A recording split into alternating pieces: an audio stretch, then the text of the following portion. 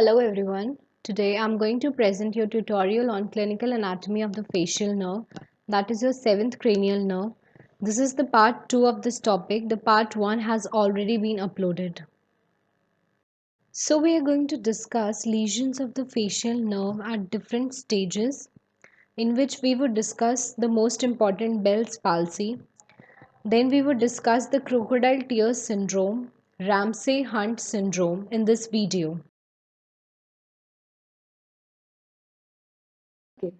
So let's discuss lesions of the facial nerve in this slide.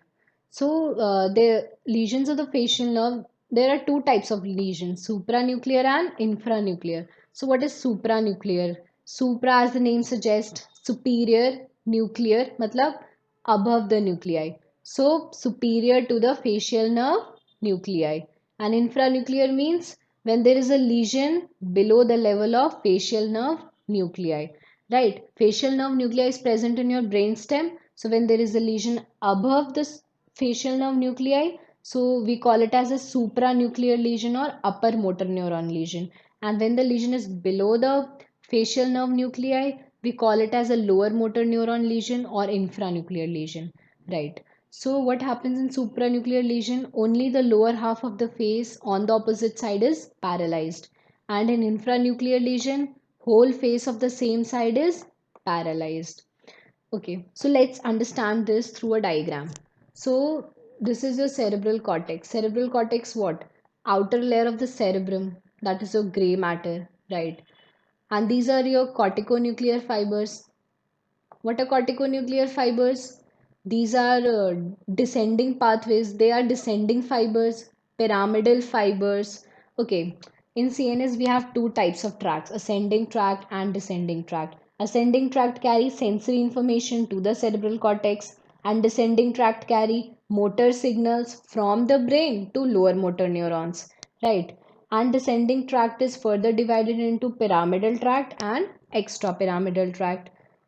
Pyramidal tracts originate in your cerebral cortex. So here corticonuclear fibers are originating in your cerebral cortex. So it is an example of pyramidal tract. They are carrying motor fibers to spinal cord and brain stem. So corticonuclear fibers are carrying what? Motor fibers. They are descending pathways. They are descending downwards to the lower motor neurons, right? Say, so what is the function? What is the function of corticonuclear fiber? They are controlling the movements of the face, right? Voluntary movement of the face. Corticonuclear fiber is carrying voluntary movement of the face. They are controlling voluntary movement of the face. So these are your corticonuclear fibers. Okay, this is your facial nerve nucleus. This circle is your facial nerve nucleus. This is your left side. Let's say this is your left side. This is your right side. Right. Just a minute. This is your right side. Okay. So, and this is your face. These are your fibers innervating the face. Right. This is your these are your fibers innervating the face. Okay. Let's see. So, when there is a upper motor neuron lesion, right? Upper motor means, let's say here there is a lesion above the level of nucleus. Upper motor neuron, supranuclear lesion, right? So you can see here that the fibers which are descending downwards, they are crossing each other, right? They are crossing each other. So we saw that in supranuclear lesion, only lower half of the face on opposite side. Opposite side. So why opposite side? So here, as you can see, the fibers are crossing, right? The fibers are crossing and lesion is present here and fibers are crossing after the lesion. So what is happening is that the opposite side of the face is affected because the fibers are crossing after the lesion. So the opposite side of the face is affected. But here only lower half of the face is affected. Why only lower half? Why not the entire half of the face? Only lower half is affected. Okay, that is because you can see here this is your left cerebral cortex and this is your right cerebral cortex, right? You can see that your upper half of the face is innervated. Let's say this is your upper half of the face, right? So this upper half of the face, let me zoom it. Motor, um, sorry, of the lower side of the opposite side of the face, right? So, I hope this is clear to you. This is something very important. Okay. So, coming to the infranuclear lesion. Infranuclear lesion, there is paralysis of upper as well as lower face on the same side. Now we have paralysis on the same side. Why same side? So, let's say there is a lesion here. Lower motor means this is your facial nerve nuclei and the lesion is present below the facial nerve nuclei, right? So there is no crossing. There is no crossing. If the fibers below the nuclei is affected, the fibers are not crossing here. So the affected side would be the same side.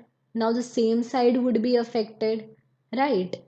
Now, why both the upper and lower part? Why not only lower part here? Right. So as the decussation is above the level of nuclei, the decussation is above the level of nuclei.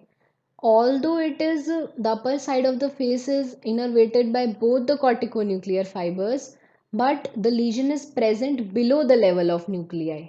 Right. The lesion is present below the level of nuclei. Although the upper side of the face is innervated by both the fibers, corticonuclear as well, the corticonuclear fibers of the left side as well as right side. But the lesion is present below the level of nuclei, right? So the affected side is your same side. The same side is affected, right? I hope it is clear to you that why an infranuclear lesion on both there is paralysis on the ipsilateral side, because there is a lesion, lower motor neuron lesion, infranuclear lesion to the fibers after the facial nerve nuclei, right? After the synapse. Although they have crossed, the fibers have decussated, but then they synapse and the lesion is to the nerve fibers which are innervating your face. So, if there would be infranuclear lesion, the paralysis of the face is on the same side, right? Okay, so let's discuss about the lesions of the facial nerve at different levels, right? So at site A, so in this diagram you can see here is your site A. This is your site A. When there is a lesion at this site, what would happen? So this is a stylomastoid foramen, right? This is a stylomastoid foramen where the facial canal ends, the Z-shaped facial canal ends, right? The intracranial course of the facial nerve ends. So when there is a lesion above the level of stylomastoid foramen, what would happen? It would cause Bell's palsy. Bell's palsy, very important. What is Bell's palsy? Paralysis of muscles of facial expression. We'll discuss Bell's palsy in detail in the next slide. Right. Okay. Coming to the side B. Above the origin of your chorda tympani. Chorda tympani carries taste to anterior two-third of the tongue. So it carries taste. It is a branch of facial nerve. So here is your chorda tympani. This is your chorda tympani. So when there is a lesion above the origin of your chorda tympani nerve, what would happen? Obviously, there would be Bell's palsy, right? There would be Bell's palsy. See, let's say there is an injury above your foot, right? When there is an injury above your foot, the blood supply to the area of the foot would be hindered, right? Obviously, when there is a cut, the blood supply to the area of your foot would be hindered, right? And let's say when there is a cut to your leg, somewhere in between. Then the area supply to the lower area of the damaged side as well as your foot, both will be hindered, right? Then the leg and the foot both would be affected, right? So here is the same case. As we go superior, the symptoms are added on, right? The lesions would be added on. So at site B, there would be Bell's palsy, obviously. Bell's palsy would be there. Plus, now as there is a lesion above the chorda tympani nerve. So what is chorda tympani basically doing? It is carrying taste to anterior two-third, right? And it is also providing secretomotor fibers to your salivary gland, right? It is carrying secretomotor fibers. So there would be Bell's palsy, plus there would be decreased salivation, plus loss of taste to anterior two-third of the tongue, right? I think it is clear to all of you, right? Is it clear? So now at the lesion at the site C, this is your site C, above the nerve to stapedius. So nerve to stapedius is carrying your fibers to stapedius muscle. So this muscle would be affected, obviously. First, there would be problem to hearing. Then there would be similar symptoms as of site B, means there would be Bell's palsy, plus there would be loss of taste to anterior two-thirds of tongue, plus there would be decreased salivation, right? So all the symptoms of your lesion B, right? All the problems of your lesion B, plus now the nerve to stapedius is also affected, so there would be hyperacusis. What is hyperacusis? Increased hearing sensations, ज़्यादा सुनाई देने लगेगा, right? There is increased hearing sensations. So now at side D, where is the side D? Geniculate ganglion, very important in terms of clinical anatomy. Geniculate ganglion. What is geniculate ganglion? I told you in the first part of this video, it is a sensory ganglion. Ganglion is a group of cell bodies, right? So geniculate ganglion. Obviously, all the lesions of site C would be there. Plus, now loss of lacrimation is also there, right? So here there is a nerve arising, that is a greater petrosal nerve that is carrying secretomotor fibers to your lacrimal gland. Since there is a lesion at the geniculate ganglion, so greater petrosal nerve is obviously affected, and the fibers which are carrying secretomotor fibers which are carrying to lacrimal gland would be affected, so there would be loss of lacrimation, right? Plus all the lesions, all the symptoms of the site C would be there. It means there is Bell's palsy, plus there is hyperacusis, plus there is loss of taste to anterior two-third, plus there would be decreased salivation, right?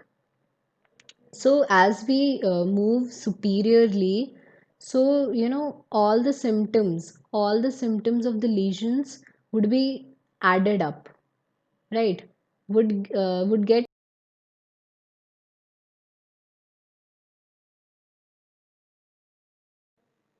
Okay, so let's discuss Bell's palsy. What is Bell's palsy? Palsy means paralysis. In Bell's palsy, there is paralysis of muscles of facial expression. So, Bell's palsy is a lower motor neuron type paralysis of the facial muscles, that is, facial muscles of expression, right?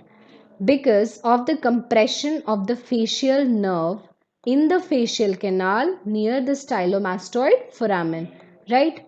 So you already know what is stylomastoid foramen. So in facial canal there is compression of the facial nerve near the stylomastoid foramen, right?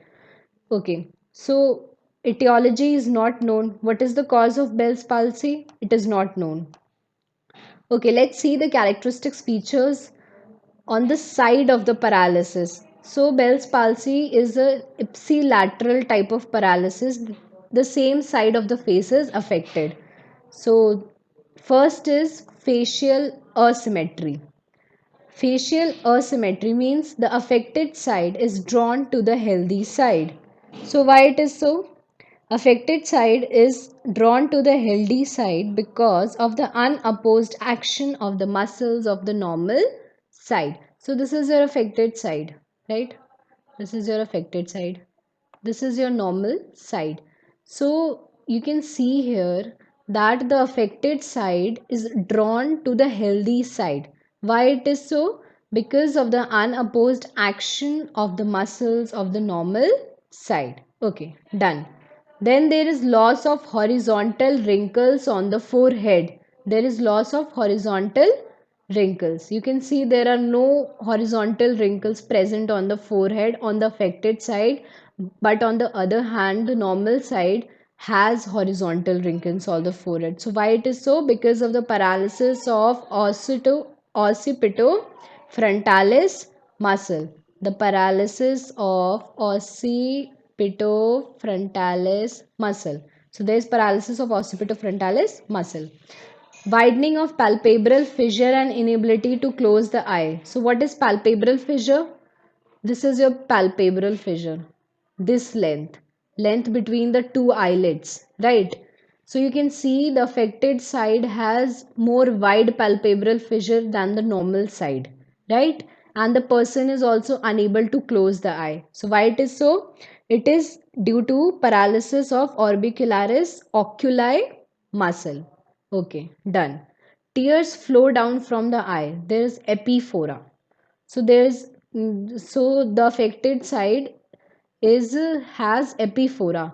It means the tears flow down from the eye.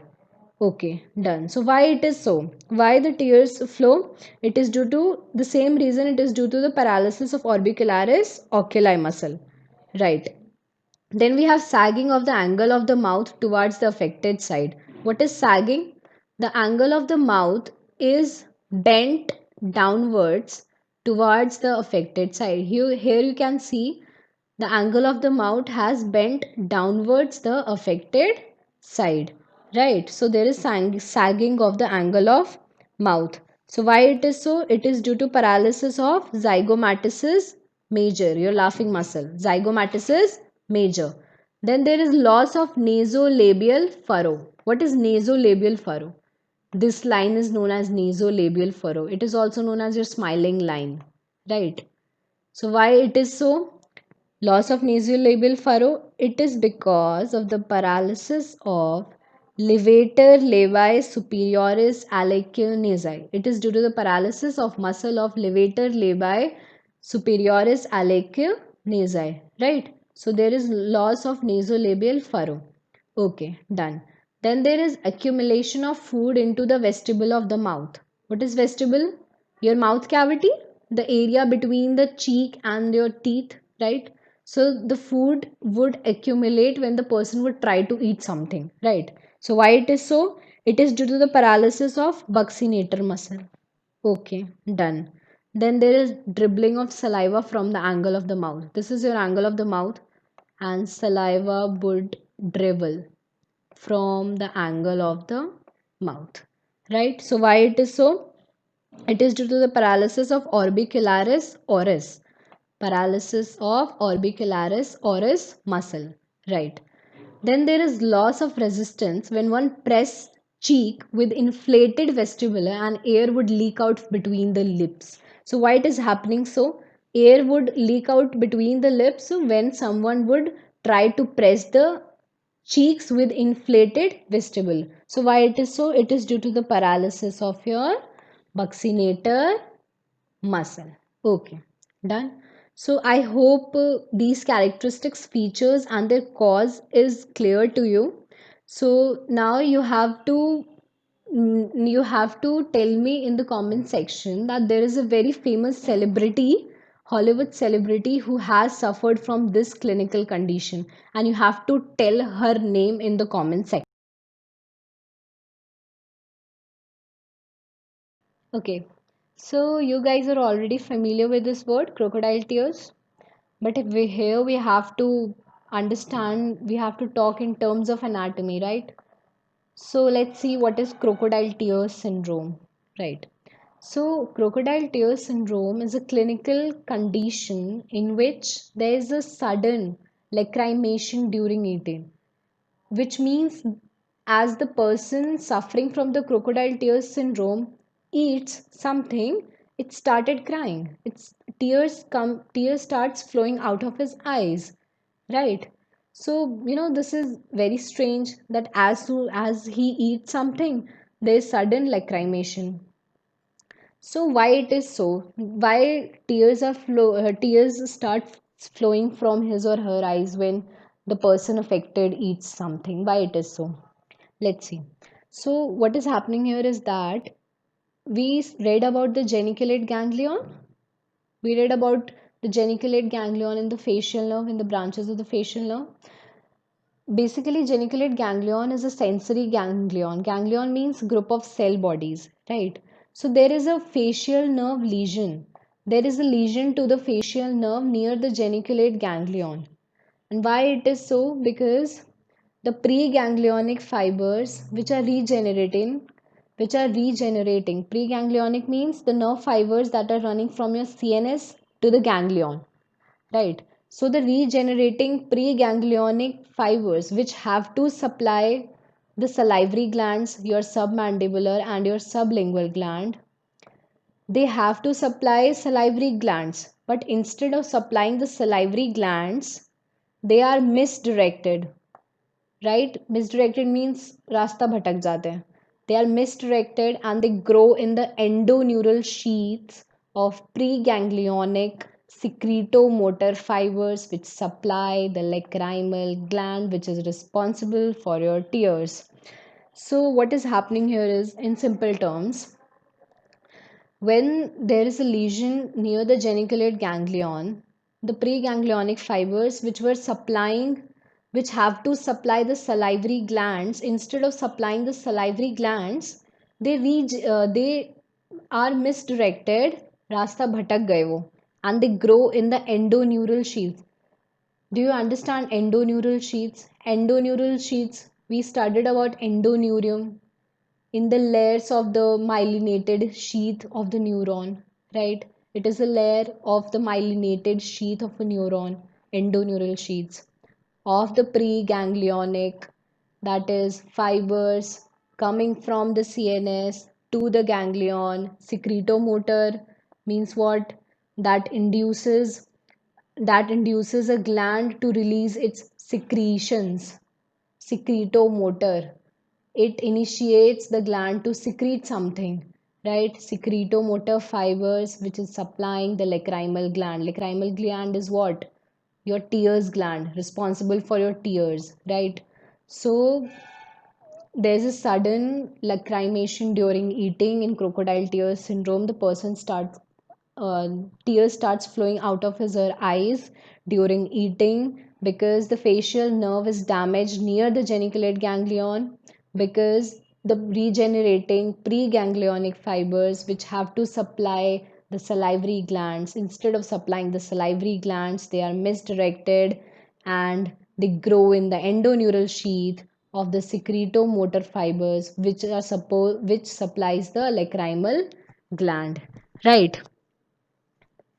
Okay, I hope you understood. Okay, coming to the Ramsay Hunt syndrome. So, what happens in Ramsay Hunt syndrome is that it is also concerned with your geniculate ganglion. There's a herpes zoster infection in your geniculate ganglion, and what are its characteristics feature?